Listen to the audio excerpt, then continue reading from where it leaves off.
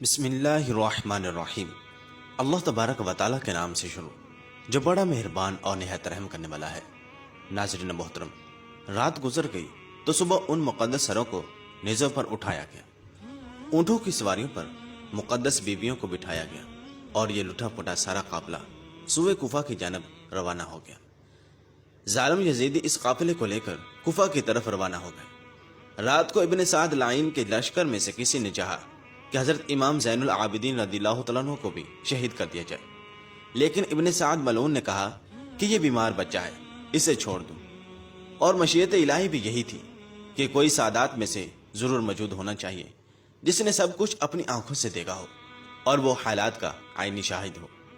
دوسرے روز لشکر یزید نے اپنی تمام لاشوں کو جمع کیا اور انہیں دفن کر کے روانگی کا اعلان کر دیا، مگر اہل بیت کی لاشوں کو دفن کرنے کی انہیں ضرورت محسوس نہ ہوئی۔ بغیر کفن اور دفن کیے خاندان نبوت صلی اللہ تعالی علیہ وسلم کے افراد اور ان کے ساتھیوں کی لاشیں کربلا ہی میں چھوڑ دی گئی۔ فرات کے کنارے ایک قبیلہ بنو سعد آباد تھا۔ جب انہیں پتہ چلا کہ یزیدی لوگ اہل بیت اطہار کی لاشوں کو کھلے آسمان تالے چھوڑ کر چلے گئے ہیں تو وہ فوراً وہاں پہنچے اور شہداء کے مبارک جسموں کو کفن دے کر دفنا دیا، اور شہیدوں کے تمام سر ان کے پاس تھے، وہ سب ابن زیاد کے سامنے پیش کر دیے گئے۔ سید الشہداء حضرت امام حسین رضی اللہ تعالیٰ کا مبارک سر کھولی کے پاس تھا۔ وہ کسی وجہ سے بروقت دربار نہ پہنچ سکا اور سر مبارک کو اپنے گھر لے گیا۔ خولی اپنی بیوی سے کہنے لگا، آج میں تیرے لیے دنیا اور جہاں کی دولت لے کر آیا ہوں۔ مطلب یہ تھا کہ جب یہ سر مبارک ابن زیاد کے دربار میں پیش کروں گا تو وہ مجھے بہت سا انعام دے گا۔ سنگ دل خولی لمبی تان کر سو گیا، مگر اس کی بیوی سر مبارک کے سامنے بیٹھ گئی اور ساری رات رو رو کر گزارتی۔ خولی کی بیوی نے دیکھا کہ آسمان سے زمین تک نور ہی نور پھیلا ہوا ہے اور سر مبارک کے گرد عجیب شکل کے نورانی پیکر طواف کر رہے ہیں۔ کچھ نہیں کہا جا سکتا کہ وہ مخلوق کون تھی۔ وہ ساری رات یہ نظارہ دیکھتی رہی۔ صبح ہوتے ہی بدبخت خولی اٹھا اور امام مبارک کا سر ابن زیاد کے پاس لے گیا۔ امام علی مقام رضی اللہ تعالیٰ کا سر مبارک باقی سروں کے ساتھ اور خانوادہ رسول کے باقی قیدیوں کے ساتھ اس بدبخت ابن زیاد کے تخت کے سامنے پیش کیا گیا۔ وہ بدبخت اس وقت تخت پر ہی بیٹھا ہوا تھا اور اس کے ہاتھ میں ایک چھڑی تھی۔ اس نے چھڑی کے ساتھ حضرت امام حسین رضی اللہ تعالیٰ عنہ کے دندان مبارک پر ایک ضرب ماری اور نازیبا گفتگو کی۔ حضور اکرم صلی اللہ علیہ وسلم کے ایک کمزور نظر والے صحابی وہاں پر موجود تھے۔ وہ بہت بوڑھے تھے، ان کا نام زید بن ارقم رضی اللہ تعالیٰ عنہ تھا۔ ابن زیاد ملعون کی چھڑی جب حضرت سیدنا امام حسین رضی اللہ تعالیٰ عنہ کے لبوں پر دیکھی تو وہ چیخ اٹھے اور کہا، کچھ تو حیا کر، خدا کی قسم میں نے اپنی آنکھوں سے رسول اکرم صلی اللہ تعالی وسلم کے لبوں کو ان لبوں کو چومتے ہوئے دیکھا ہے۔ ابن زیاد لعنتی کہنے لگا، اے زید، اگر تم بوڑھے نہ ہوتے تو میں تمہاری بھی گردن اتار دیتا۔ ابن زیاد کتے نے ان سب کے بعد یزید کی خوشنودی کے لیے حضرت امام حسین رضی اللہ عنہ کا سر انور اور دیگر سروں کو جلوس کے ساتھ اور خانوادہ رسول صلی اللہ علیہ وسلم کی پاک بیٹیوں کے ساتھ یزید کی طرف دمشق روانہ کر دیا۔ جب یہ قافلہ دمشق کی طرف روانہ ہوا تو راستے میں ایک گرجے کے قریب پڑاؤ کیا۔ وہاں انہوں نے جلی حروف میں یعنی کہ واضح حروف میں ایک پہاڑی پر سرخ رنگ کے ساتھ یہ شعر لکھا ہوا دیکھا، جس قوم نے حسین رضی اللہ تعالیٰ عنہ کو قتل کر دیا، کیا وہ قیامت کے دن ان کے نانا جان کی شفاعت کی امید رکھ سکتی ہے؟ اہل قافلہ نے جب یہ شعر پڑھا تو ان کے رونگٹے کھڑے ہو گئے اور وہ یہ سمجھنے سے قاصر تھے کہ اس پہاڑی پر ایسے انداز میں یہ شعر کس نے لکھا ہے۔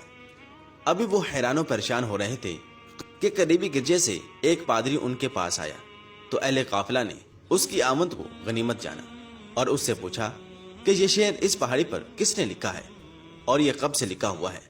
وہ راہب کہنے لگا کہ یہ شعر تو ہمارے بڑوں کے زمانے سے لکھا ہوا ہے۔ راہب نے پوچھا کہ یہ نیزے پر سر کس کا ہے، یہ قیدی کون ہے؟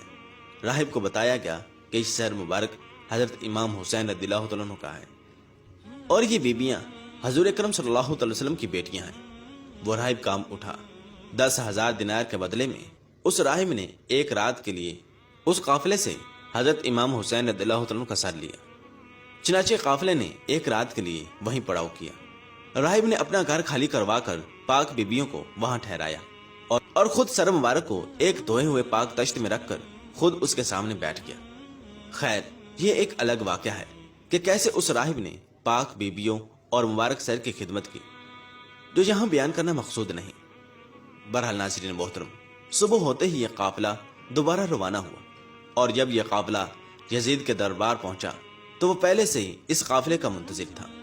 جب سر حسین رضی اللہ تعالیٰ عنہ یزید کے سامنے رکھا گیا اور وہ اپنے تخت پر بیٹھا ہوا تھا تو اس نے ایک چھڑی حضرت امام حسین رضی اللہ تعالیٰ عنہ کے ہونٹوں اور دانتوں پر مار کر کہا، تم اپنے انجام کو پہنچ چکے ہو۔ یزید لعنتی نے جب نواسہ رسول صلی اللہ علیہ وسلم کے سر مبارک کی توہین کی تو وہاں موجود حاضرین نے اعتراض کیا، جس میں قابل ذکر یحییٰ بن حکم اور صحابی رسول حضرت ابو برزہ اسلمی رضی اللہ تعالیٰ عنہ تھے، جن کو یزید نے اپنے محل سے نکال دیا۔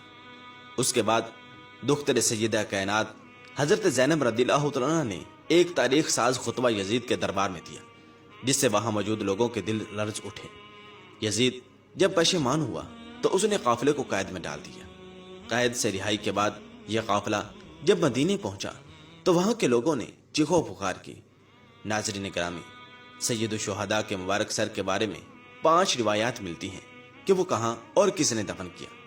سب سے پہلی روایت علامہ قرطبی اور شاہ محدث دہلوی رحمۃ اللہ تعالی علیہ سے ہے کہ یزید نے اسیران کربلا اور سر انور کو مدینہ بھیجا، جہاں پر حضرت امام زین العابدین رضی اللہ تعالیٰ عنہ نے سر مبارک کو حضرت حسن یا حضرت فاطمہ رضی اللہ تعالیٰ عنہ کے پہلو میں دفن کر دیا۔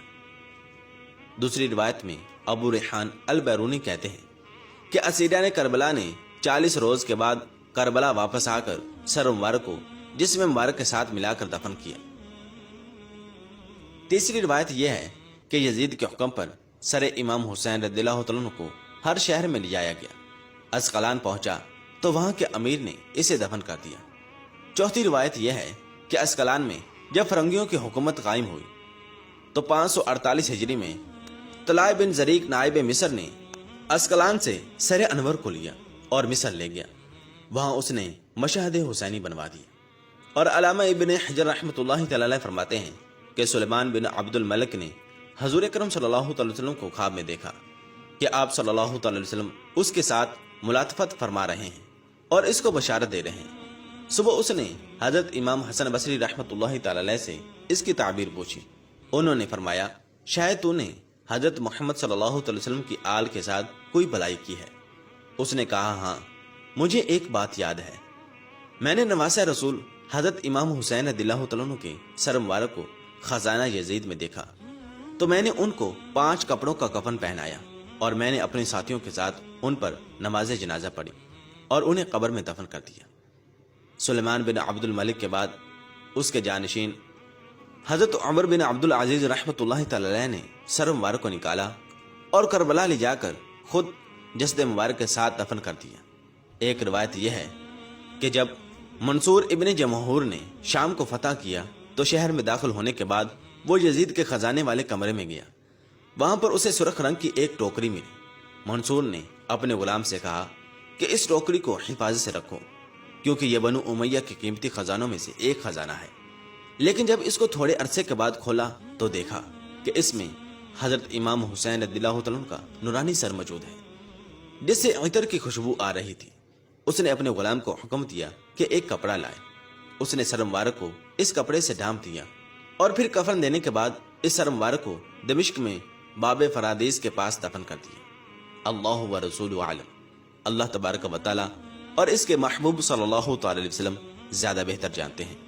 اللہ تبارک و تعالی سے دعا ہے کہ اللہ تبارک و تعالی ہمیں اہل بیت اطہار کے صدقے حضرت امام حسین رضی اللہ تعالیٰ کے نانا جان اور ہمارے آقا و مولا حضور اکرم صلی اللہ تعالی وسلم کی قیامت کے روز بار بار شفاعت نصیب فرمائے۔